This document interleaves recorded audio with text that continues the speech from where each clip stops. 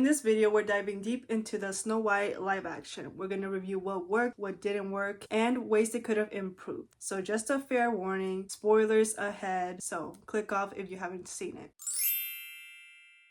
First, the movie tries to convince us that Snow White lacks confidence and is waiting for the right moment to stand up for herself and for the kingdom. This could have been a compelling arc, but the execution was very inconsistent. From the beginning, she literally challenges the queen in front of Jonathan and even one-on-one. If she were truly doubtful, I would have liked to hear a fear in her voice, maybe some stuttering, some compliance with the evil queen before finding her strength. Instead, from the beginning, she immediately asserts herself and tells the queen what she wants, what she would like, and she goes against her rules, which to me, I feel like that just doesn't show that this character lacks confidence. And then by the end, when she is woken up by true love's kiss, then she basically immediately says, we have to challenge the queen, which again feels out of nowhere, and was she truly lacking it in the first place? Lack of development in her courage remained constant. Even in the final moment towards the end, it made it feel very hollow to see her just develop this confidence over time. Now, despite these things, I just want to highlight and appreciate that Disney did not remove Snow White's personality completely. As we saw in the Disney animated film, Snow White is a very kind, sweet girl. She's young, naive. In this film, we still heavily saw that she cared a lot about the people. She was very kind to people and animals, and that is something that stayed throughout the film and was very consistent. Now, unfortunately, the film does try to show that kindness is strength, but the execution was weak.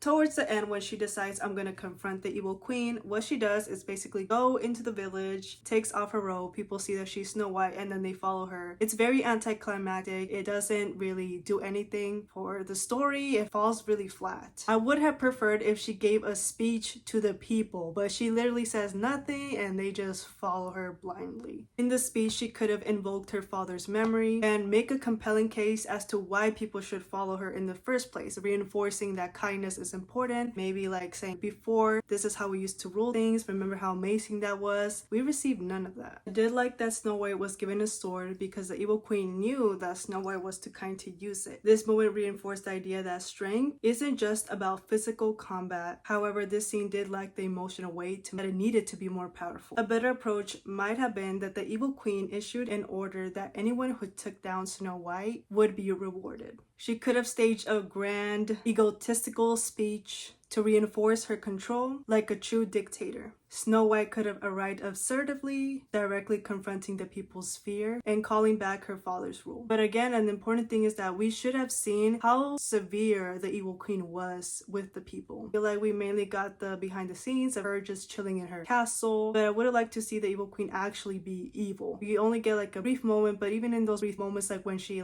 captures Jonathan, she just puts him in the dungeon. I know she's supposed to be an evil character, but I don't really feel that from her. But if the stage would have been set up where she, the evil queen, was actually an evil character and Snow White confronted that, then the ending scene would have been more climatic. There would have been more tension, high stakes. The actual scene where Snow White just calls out these servants' names and is like, I know you, and they're like, yes you do, we should free Snow White, is very anticlimactic, and it doesn't show why strength is powerful. Now let's talk about the villain, the evil queen, played by Gal Gadot. It's been a common criticism to hear that Gal cannot act, and I will say her acting in this movie was unfortunately very stiff to me. The evil queen never felt terrifying to me. She was more like a parody of what the evil queen could be, or was in the original animated film, unfortunately. For a stronger impact, she needed to be more ruthless, showing no mercy for her subjects. Disney has done this very well, which this is why it surprises me. For example, in the live action Maleficent was powerful and did not hold back. She had a good motive that only helped her case. We still saw why she was evil and why she did the things she did. But when Angelina Jolie was acting, you saw Maleficent on the screen. She just played it so well. The queen should have ruled with an iron fist, demanding admiration from her people since she's a very vain villain, and punishing those who defied her. Imagine posters of her face across the kingdom. Citizens forced to praise her, literally physically bow down to her at every time, with severe consequences of disloyalty. This could have made her a truly fearsome antagonist, and I think Disney should have drawn inspiration from vain characters, literally dictators. The only time she felt evil to me was during the apple scene. This scene was one of the film's strongest moments to me. The intensity there was fantastic. I loved how the evil queen looked there as the old witch, but I wish we would have seen that menacing feeling throughout the whole movie. When she played that character, there was finally a villain, someone we needed to fear, someone that Snow White was actually against, and that was the only moment that captured it for me. But let's talk about the romance, because this has been something that we just get promo for that is telling us that the romance will not be in the movie, and so people freak out, me as well, like, wait, what do you mean, like there's no romance in a classical Disney movie, where in the original story romance is a big part of the whole story. So when this film was promoted, like saying not gonna be saved by the prince, it's different, I was like, okay, like what is gonna happen? But I'm really glad that they kept the romance in this movie. I was relieved when the iconic true love's kiss remained, because again, it's a part of the story. And I liked how Jonathan the prince, or he's not really a prince in this movie, took an arrow for Snow White. I love that. I love all that romance. However, the romance itself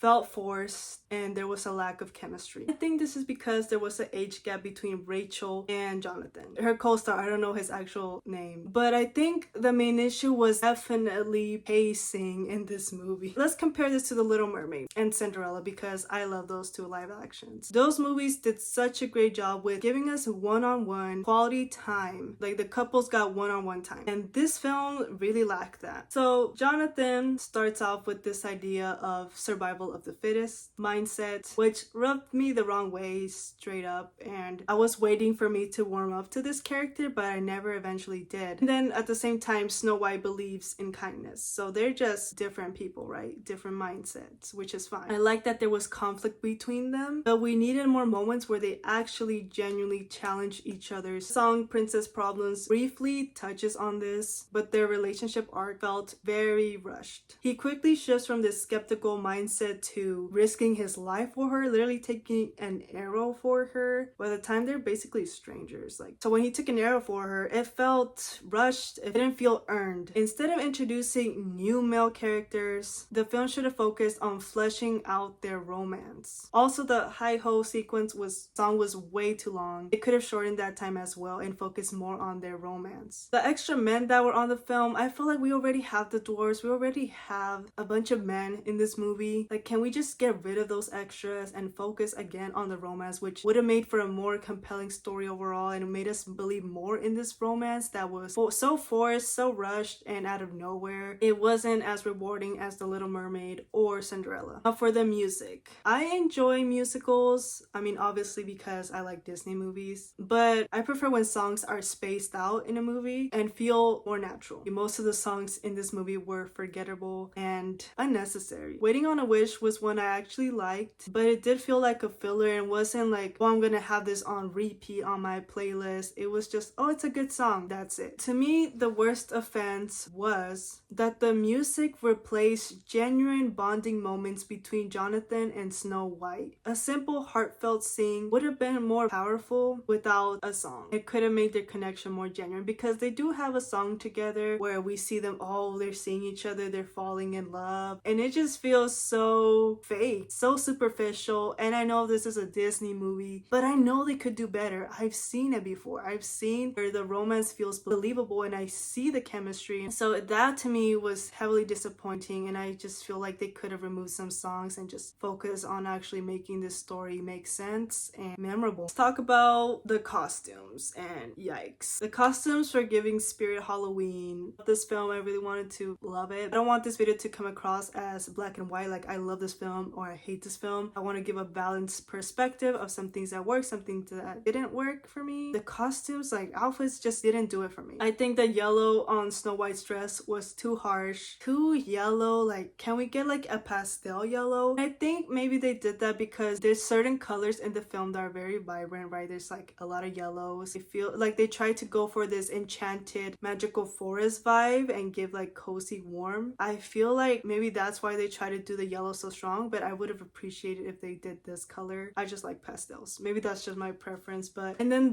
it was like the wrong shade of blue. Like I saw a video where the blue color of Snow White is different from like the dress we got. But overall, Rachel Zegler, I just want to say, like, she's an amazing actress. She did her best with this role. Like she just did her job. Like she sings good, she acts good, and so they gave her this paper to play. She wasn't in charge of the costumes, I believe. like she just was given it. But she's stunning. She's not at fault here. If you've seen this iconic red carpet look of her, this is iconic. This is chef's kiss. This is a masterpiece. I love it because they took things from the Snow White movie and made it in such a classy, elegant way. Her hair looks stunning, the makeup slays, and it's just iconic overall. So I know they could have done better. Her hair lacked volume. It was just straight and then like a curl here at the bottom, which it just feels flat. Where's the volume? And people compared it to Lord Farquaad, and I can't unsee it. Again, no offense to Rachel, but it's just poor styling choice. Jonathan's outfit also looked very cheap. People said it resembled a hoodie, and honestly it did. I was like, you could buy this on Amazon. It's so bad. Like, I think they really went cheap on this movie, and it's unfortunate. And then her wedding dress outfit was literally, it looked like the same original outfit, just in white. I don't know. I just saw this movie once. I'm just recalling things from memory, so I might be wrong, but it looked like the same thing. I also wish that when she was in the Enchanted Forest, she's in the cottage exploring, that she wore a more practical outfit, like a more rugged outfit. Maybe her sleeves and white collar could have been torn off while like she was in that forest where things were falling off her and she fell into this water. I just feel like if she had like a more torn off look, that it would have looked better, especially in a forest like setting, because there she's vulnerable. She's trying to figure out who she is, and it could have maybe symbolized like this is a new stage in her life where she is learning new things and being raw and being honest to who she is, and it's not just like proper, because the first outfit, it's like a gown, it's supposed to be fancy, and so if it would have been torn, I feel like it could have resembled a new stage in her life where she's growing in her character arc. And then on top of that, the outfit just looks very uncomfortable. Despite its flaws, I really appreciate how Snow White's kindness was portrayed. Rachel Zegler excelled in these moments, especially in scenes with Dopey and the animals. The way that Dopey gained confidence throughout the film and you see him finally speak up at the end was incredible, and that was all thanks to Snow White's kindness. That scene was just so wholesome, and I really like resonated with that, and I was like, oh, that's so sweet. And I think she played that role very well. It's just like the script she was given and the songs choices, but she did the best that she could, honestly. I also really liked how the animals trusted her and helped her in return throughout the movies, similarly to the animated film. And I really enjoyed how like it was all scary in this enchanted forest until she showed her kindness, and that's when things started to get bright all around her, and it just showed us again like her kindness goes a long way. That is a strength. So that was really cute. Overall, the movie did have potential, like it really did, but it lacked depth in character arcs, romance, and the villain's menace. It could have been a powerful retelling, but the execution did hold it back. With that, if you watched it, what do you think of this live action? I will not tolerate any like Rachel Zegler hatred. Let's just be respectful, and yeah, I'm curious to know what you think.